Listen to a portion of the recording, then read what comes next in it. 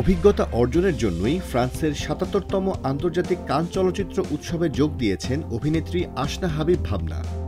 সেখানে বিভিন্ন দেশের সিনেমা দেখছেন, পরিচালক ও অভিনয় শিল্পীদের সঙ্গে মতবিনিময় করছেন। ২০ মে কান থেকে নতুন সিনেমায় যুক্ত হওয়ার খবর জানালেন ভাবনা। জেনুবিয়া নামের সিনেমাটি বানাবেন বাংলাদেশি নির্মাতা জাফর ফিরোজ। এটি তার প্রথম সিনেমা। সিনেমাটি বাংলা ও ইংরেজির পাশাপাশি মুক্তি দেওয়া হবে চাইনিজ ভাষায়। জেনুবিয়ার নির্বাহী প্রযোজকের দায়িত্বে থাকবেন কিয়াও লি, যিনি একজন ব্রিটিশ চাইনিজ প্রযোজক। আসনা হাবিব ভাবনা বলেন, প্রথমবার কানে এসেছি।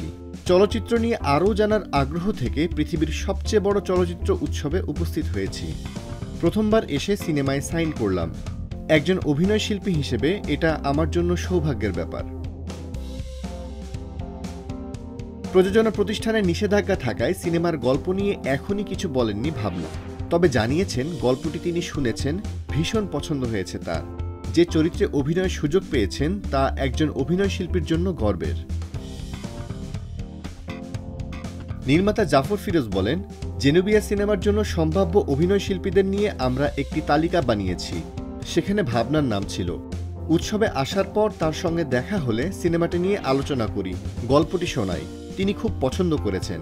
ভাবনার সঙ্গে আলাপ করার পর আমাদের মনে হয়েছে জেনুবিয়া সিনেমার এই চরিত্রটি যেভাবে চিন্তা করা হয়েছে তিনি খুব সুন্দরভাবে তা উপস্থাপন করতে পারবেন। নির্মাতা জানিয়েছেন, চলতি বছরেই শুরু হবে জেনুবিয়া সিনেমার শুটিং। পুরো শুটিং হবে মালয়েশিয়ায়। এদিকে ভাবনা সম্প্রতি শেষ করেছেন রাইসুল ইসলাম অনিকের চারুলতা সিনেমার শুটিং।